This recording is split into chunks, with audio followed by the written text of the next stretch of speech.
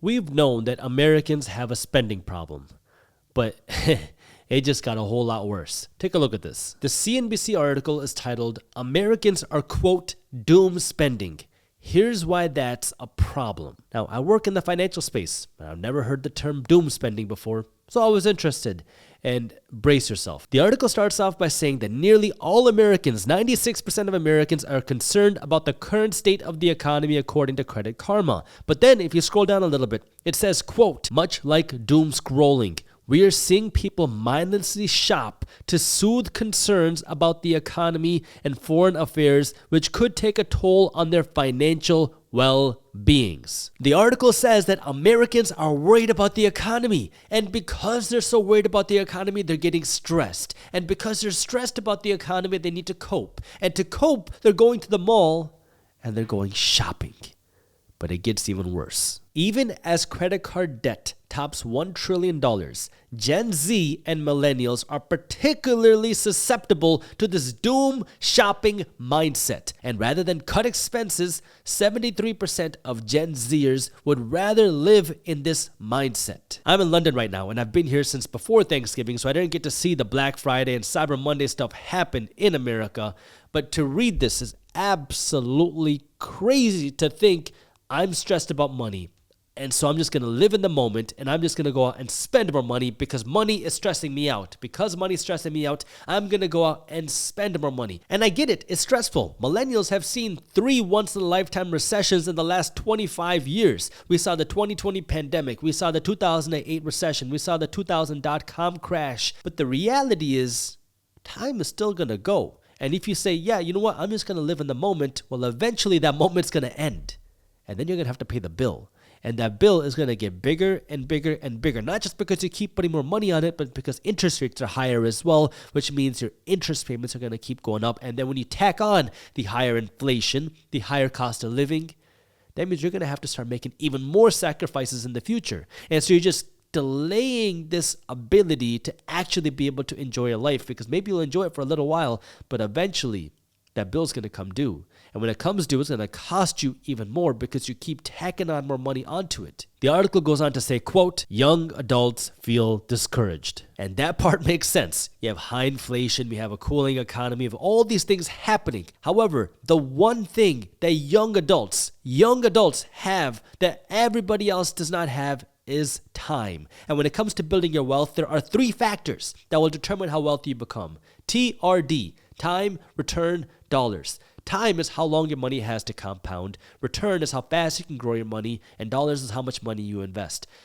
Time is the one factor that you cannot go back and change. You can change the rate of return on your money. You can learn how to invest to get better returns. You can put your money into different assets to get better returns. You can change how many dollars you invest. You can live smaller. You can work to earn more. But you can't go back and change the time. You can't go back and start putting your money to work yesterday. And time is one of the most powerful tools when it comes to building your wealth. If you could invest just $100 a month and you started doing that when you were 21 and you did that every single month until you turned 65, ready to retire, you would retire a millionaire, assuming you can get a 10% return. If you just put your money into something like the S&P 500 that has averaged a 10% return a year.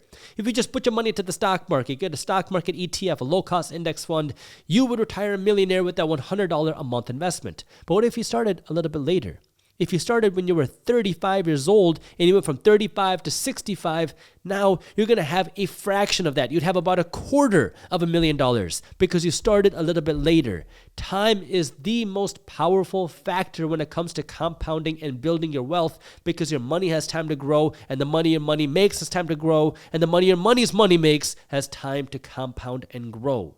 And if you live with that mentality of, you know what, I'll just worry about it later, well, eventually that later is going to come. And do you know what else is going to come? A downturn in the economy. And when the downturn comes in the economy, the later is going to come a whole lot quicker. And do you know what's going to happen next? Then you lose your job. And do you know what happens next? The bill payment comes due. And that's when everything starts to come together. And do you know what happens next? Everybody starts hating the economy. They start hating the system. You start hating everything. And then you're going to feel even more stuck. The thing is, every successful person plans for the worst. They plan for bad situations. And guess what? Bad things happen in our economy. Our economic system goes through booms and busts. Our economy has seen a recession pretty much every decade for the last century. We saw one in 2020. We saw one in 2008. We saw one in 2000. It is a part of our economic system. And what we're seeing right now is our economy is supposedly very strong. People are still spending. Our businesses are still growing. But you're seeing more and more people dig deeper into credit card debt. You're seeing more and more people spend their life savings. You're seeing more and more people spend money that they don't have. You're seeing more and more people spend faster than how they earn. Well, eventually that's going to come due. And it's crazy to see how much faster this is accelerating because we're seeing more and more people start to get into the mindset of, I don't know how I'm going to get out of this. Young people under the age of 35 saying, I don't know how I'm going to get out of this. I just want to enjoy my life. I'm just going to put it on my credit card. That is going to come due. And it's a bad time for this to be happening because we're also starting to see our economy cool down. You're seeing the job market cool down. You're seeing wage growth cool down. You're seeing companies demand more. Companies are asking people to go back into the office. Companies are asking people to work harder. Companies are asking people to be more productive. Why? Because companies are seeing the cool down in the economy. They need the right team. They need to downsize. They need a right size. They need the most productive people. So companies are going to be asking more. The government's going to be asking more. Your credit card company is going to be asking more. And then if you are not able to handle it, it's going to be very, very difficult. And this is where you have time to turn things around because guess what? You can. It doesn't matter where you are in your financial situation. You can turn things around. And this is a much better time to turn it around than when things get worse in the economy, than when things slow down in the economy, than when you spend even more money. And that's why you have to understand, guess what? You are in control of your finances. And if you can believe that, if you can actually believe that you are in control of your finances, then you can turn your finances around. That means you can actually become wealthy. It doesn't matter what degree you have. It doesn't matter what job you have. You can become wealthy because building wealth is more about what you do with your income than what your income is. Now, there are ways for you to increase your income, but the first step is to change what you do with your income. We have a free ebook that goes over this. My team at Briefs Media wrote an entire ebook on how do you spend your money, how do you invest your money, how do you earn your money properly, how do you protect your assets. It's completely free. And if you want to get a copy of this ebook, all you got to do is click the link down in the description below or go to briefs.co/ebook. That way you can get a copy of this ebook for free and start learning. But the key is you got to start by changing what you do with your money.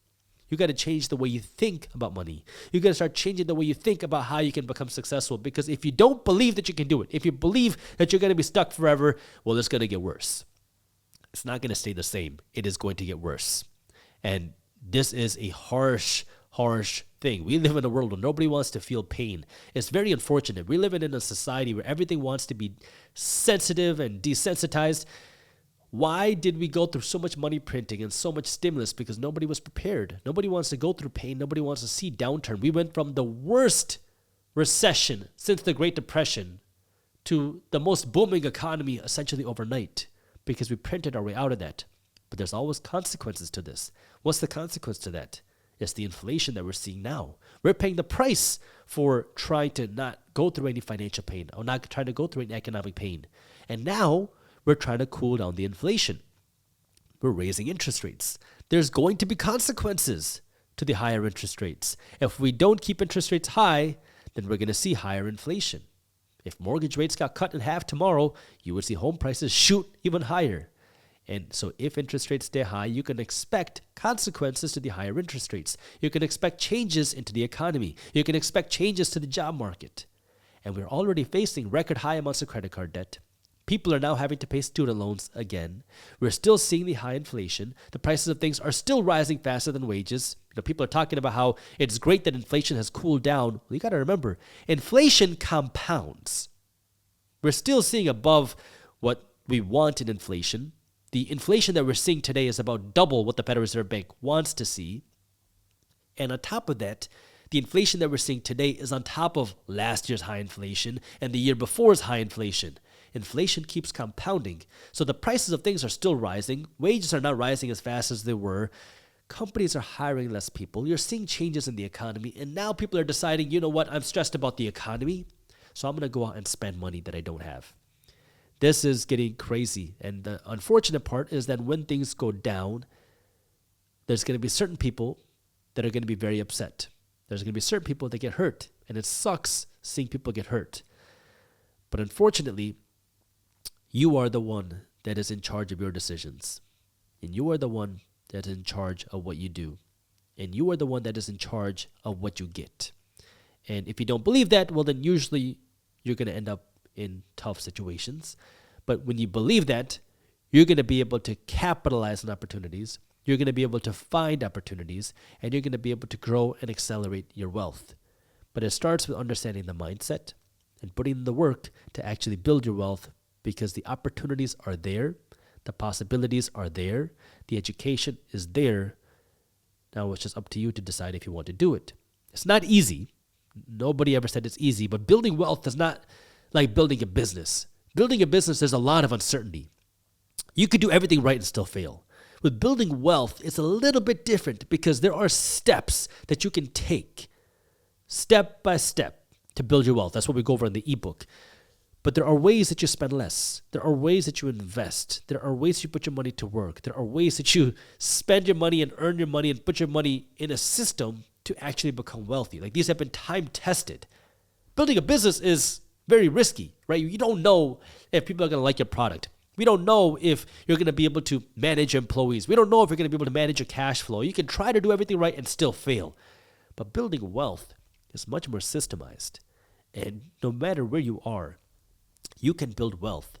But it's a lot easier to do so if you're not in such a deep financial hole. And that means you got to make some sacrifices. And that's hard to do when everybody wants the nice things today.